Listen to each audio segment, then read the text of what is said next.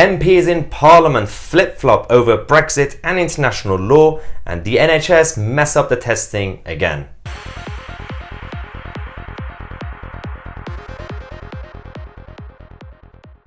Hello everyone and welcome to today's show. In fact, today's show is new.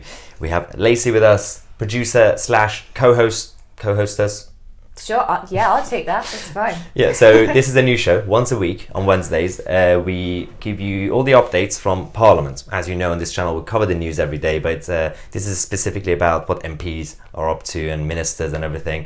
So today we're going to talk about the international law with Brexit, the internal market bill, the NHS testing. There's this new Instagram Photoshop bill, yeah, apparently. terrible. And finally, we're going to react to today's Prime Minister's question. But let's start with the internal market bill. This bill that Boris has introduced to change the withdrawal agreement and the Northern Ireland Protocol to keep the country sovereign. Now, it came out at first that they're going to break the law, international law. Yes. Not domestic, not sovereign law. And it's been a bit of an issue because governments have been saying different things, right? It's been chaotic, Maya. No, it's just been a spout of all different ministers, not even MPs, ministers coming out with different reflections on the bill. It will break international law, it won't break international law.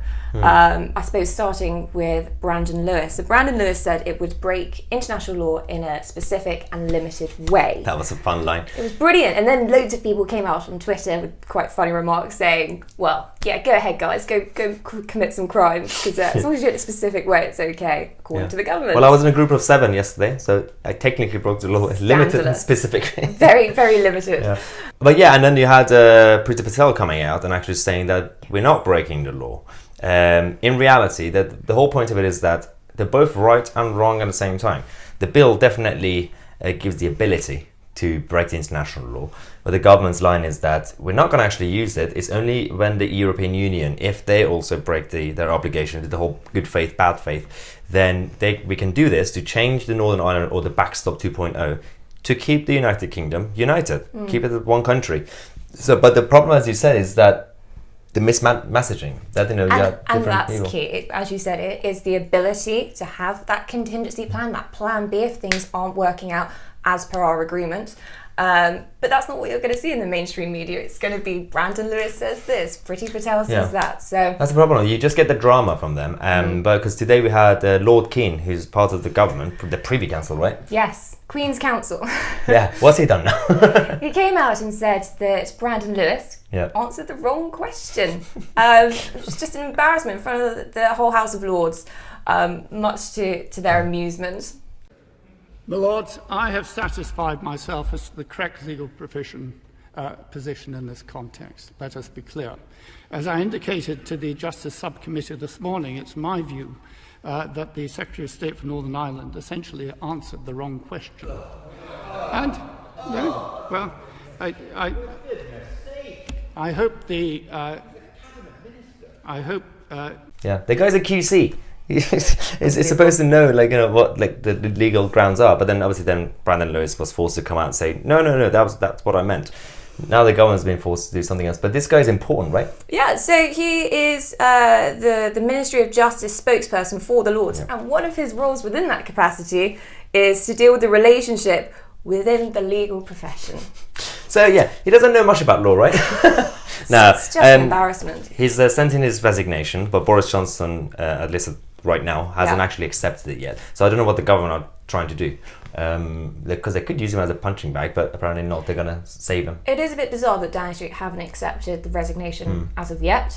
I feel like if they do, then they're admitting that they've been wrong. So I think they're just going to be they're just going to keep going and say, oh, there's been a misunderstanding. Everyone who's talked so far, they're right, but it's just... And maybe it softens the blow for Lewis and Patel, but... Yeah, but this is not the only problem we have in this country right now. So that's the government side.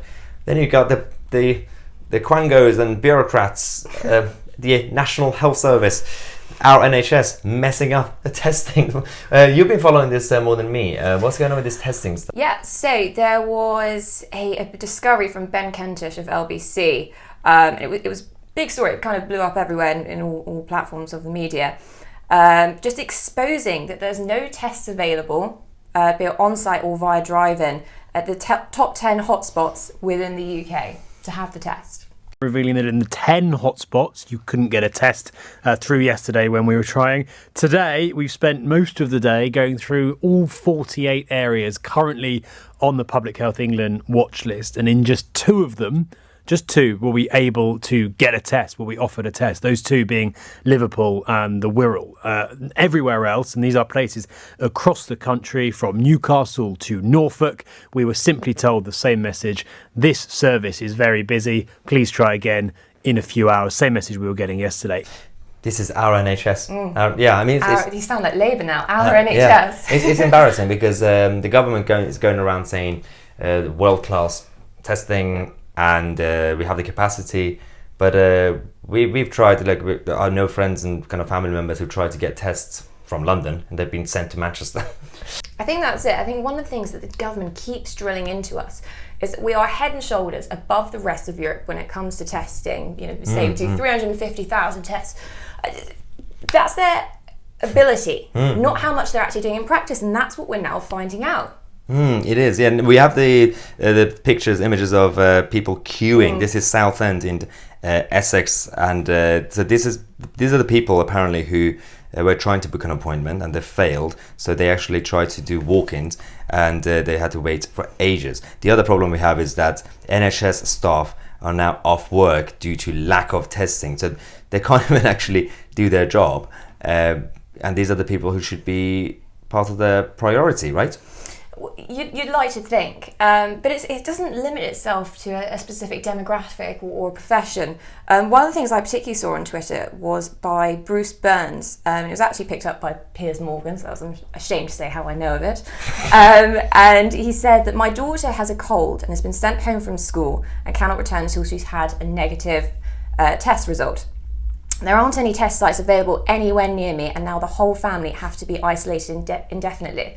But now the best bit is we're going to react to today's Prime Minister's questions.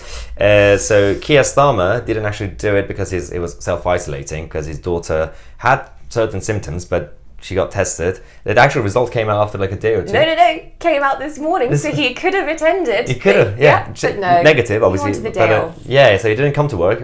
Angela Rayner is at PMQs. Let's go to the chamber and see what is going on. Mr. Speaker, and many people in the chamber today, Mr. Speaker, will think the Battle of Britain is today. Battle. But actually, there's a T in that. We marked It's the 2. 80th The two. anniversary of yesterday, and I want to put on record our thanks to all those who fought for our country in the past. Mr. Speaker wants to start by reading the Prime Minister a message that I've received from a man called Keir. Okay. Keir wasn't able to go to work today, and his children that's quite couldn't go clever. to school because his family had to wait for virus test results, despite the Prime Minister promise of results. The result is back. 24 hours. The result is back. It was back this morning. He was able He to be tweeted. isolated and self-isolate and work from home. The Prime Minister once earned £2,300 an hour. So can the Prime Minister tell us, what is the average hourly rate of a care worker in this country? What's that got to do with What a anything? tangent was that question? It has nothing to do with anything. Congratulate. You're just going to ignore it. Well, that's Good standard Boris there. her Oh dear. and just to say that That was a bit of a blunder. she speaks of Oh my goodness. constituent Keir, and I can tell her allegedly, apparently, Mr. Speaker, he has had a negative test. I don't know quite why he is not here, Mic drop. but Will the Prime Minister commit today to give our social care sector the funding that it needs now to get... It's a silly question. He's obviously going to say yes. This is why I don't like these At Prime any Minister's other questions. time, do you think we're going to get cuts at this? A valid question would be, what contingencies are they putting in place? Because, not to put a dangerous quote out there, but winter is coming. The winter's... Winter is coming. Yes, and, you know, everyone talks about a second spike. I don't think second spike is an accurate term to use. Because it's a virus, it's always going to exist. Well, yeah, and but ebb winter and flow. crisis, yeah. Absolutely. Well, Mr. Speaker, yes, to the best of my knowledge, care homes in this country should get... When a politician says, the best of my knowledge, I probably don't know what's going on. I mean, how many things does he really need to know? You know, who are in the care he gets grilled on a weekly basis about such a variety of topics. Express the frustration of people not across easy. this country about the Being Prime Minister isn't easy. massive demand there is I now try. for Being London Mayor is in the easy. last few days, a colossal You're spike teasing them in now, that's the not fair. number of people who want tests. But that's the thing; these are good questions, and it's just that, and she's not doing as bad as I thought, but she doesn't have that fiery kind of. He's not feeling any threatened. He's just like, I'm just going to give my I usual think answers. she definitely hit her stride with the first question. Yeah. And the next time a man with customs drives from London to Durham, it'll probably be for the near COVID test. Now, Mr. Burn. Speaker, That was good. Cummings! That was a good line. That was good. I want to start to move on to a Well, that was terrible. Absolutely terrible. So yeah, so Angela Rayner, actually, she didn't mess up that much, but a lot of her questions are fine. It's just that she wasn't she's good enough to be convincing. Boris just like rambled on for like hours, and we were going to continue watching it. But the next person, a couple of questions, it's going to be Ian Blackford. I'm not going to listen to Ian Blackford. Like, Just close your ears and pretend he's not there. no, he's not there. Yeah, so that was So we. She did better than I thought she would. She would have been, but she just her punches didn't work, but she wasn't Yeah. a disaster. As I say, Keir could have been there. He could have been there. He had the all clear this morning. He's in fit health. Yeah, but No. in reality, he was probably out drinking his hungover. No. Allegedly. No. But hopefully from next week when Keir Starmer comes back, we could have the fiery PMQs as usual. But thanks again for watching. Don't forget to subscribe and support the channel by becoming a member. There's a lot of perks and benefits, exclusive content, but also 10% discount for our merch, which is We are the media. Because we are. because we are. Because we are. Yeah, thanks again. I'm Tousi, And I'm Lacey Butcher. and we'll see you guys in the next video.